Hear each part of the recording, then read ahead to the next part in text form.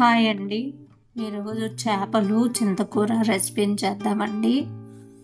అయితే నేను ఫ్రెష్‌గా ఉన్న చేపను తీసుకున్నాను. అలాగే చింతకూర కూడా చాలా ఫ్రెష్‌గా దొరికిందండి. అయితే చేపలను క్లీన్ చేసి పక్కన పెట్టాను. దానిలోనే ఉప్పు, కారం, పసుపు వేసి ముక్కలకి బాగా పట్టించి పక్కన పెడదామండి. బాగా రాసి పక్కన ఉంచుకుందాము. అలాగే మన స్నిగ్ధ హోమ్ ఫుడ్స్ ఛానల్ని సబ్స్క్రైబ్ చేసుకోండి, లైక్ చేయండి, షేర్ చేయండి. అలాగే 2 పెద్ద ఉల్లిపాయలు తీసుకొని కట్ చేసి పక్కన పెట్టుకున్నాను. ఒక 4-5 పచ్చిమిరపకాయలు కూడా తీసుకున్నాను. చింతకూరను కూడా క్లీన్ చేసి కడిగేసి పక్కన పెడదామండి. అయితే ఇప్పుడు చింతకూరని వేయించడానికి ఒక కళాయి పెట్టుకొని దానిలో ఆయిల్ పోసుకుందాము. ఆయిల్ పోసుకొని చింతకూర వేసి బాగా మగ్గిద్దాం దగ్గరికి. ఇలా బాగా దగ్గరికి మగ్గించడం వల్ల చింతకూరలో ఉన్న ఇదంతా దిగి చాలా బాగుంటుందండి రెసిపీ. ఇలా మగ్గించిన చింతకూరని మిక్సీలో వేసి మిక్సీ చేసుకోవాలన్నమాట. ఇప్పుడు గిన్నె పెట్టుకొని నూనె పోసుకొని దీనిలో ఉల్లిపాయలు, పచ్చిమిర్చి వేసుకొని వేయిద్దామండి. బాగా దగ్గరికి మగ్గేంత వరకు ఉల్లిపాయలను వేయిద్దాము. అలాగే మన ఛానల్లో చేసే రెసిపీస్ ఎలా ఉన్నాయో కామెంట్ చేయండి. ప్లీజ్ సబ్స్క్రైబ్ చేసుకోండి, లైక్ చేయండి, షేర్ చేయండి.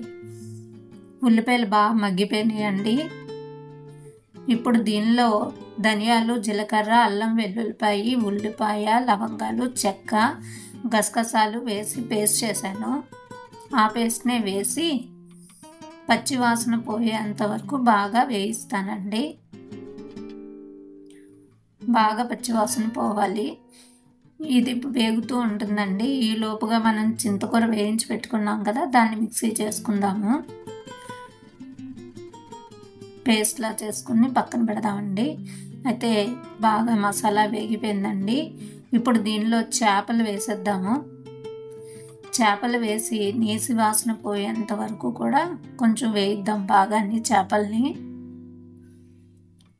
ఆ ప్లేట్లో కారం ఉంది కదండి, అది కూడా కొంచెం వాటర్ పోసి వేసేస్తున్నాను అనమాట. ఇప్పుడు ఈ చేపల్ని గరిటెతోని కానీ అట్లకరతో కానీ కలిపితే పాడైపోతాయండి, చేపలు విడిపోతాయి. అందుకని నేను ఇలా కలుపుతాను అనమాట చేపల్ని. ఇలా కలిపితే చేప ఏమీ అవ్వదు, అడుగు కూడా పట్టదు అనమాట. చూస్తున్నారు కదా, ఇలా చేసుకుంటే బాగుంటుంది చేపలు. అయితే చేపలు వేగిపోయినాయండి. వాటర్ కూడా వేసేసుకుందాము. వేసేసుకొని ఇప్పుడు మిక్సీ చేసి పెట్టుకున్న చింతకూర పేస్ట్ కూడా వేసేసి బాగా కలిపి పెడదామండి. బాగా కలిపి ఇలా ఇలా తిప్పడం వల్ల కొంచెం కలిసిపోతుంది బాగాని. ఇంకా కొంచెం చిక్కగా ఉంది కదా, కొంచెం వాటర్ పోసుకుందామండి. దీనిలో వాటర్ పోసుకొని బాగా మిక్స్ చేద్దాం. మిక్స్ చేయడం వల్ల మొత్తం చింతకూర దానిలో కలిసిపోతుంది. దీనిలో ఉప్పు సరిపోయిందో లేదో ఒక్కసారి టేస్ట్ చూద్దామండి.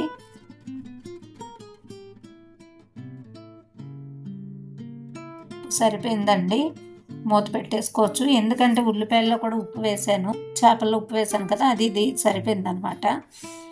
బాగా చేపలు ఉడకడం స్టార్ట్ అయింది, కర్రీ దగ్గరికి అయిపోయింది. ఈ రెసిపీ ఎలా ఉందో చూడండి, కామెంట్ బాక్స్లో కామెంట్ చేయండి. మీరు కూడా ట్రై చేయండి. మన స్నిగ్ధ హోమ్ ఫుడ్స్ ఛానల్ని సబ్స్క్రైబ్ చేసుకోండి.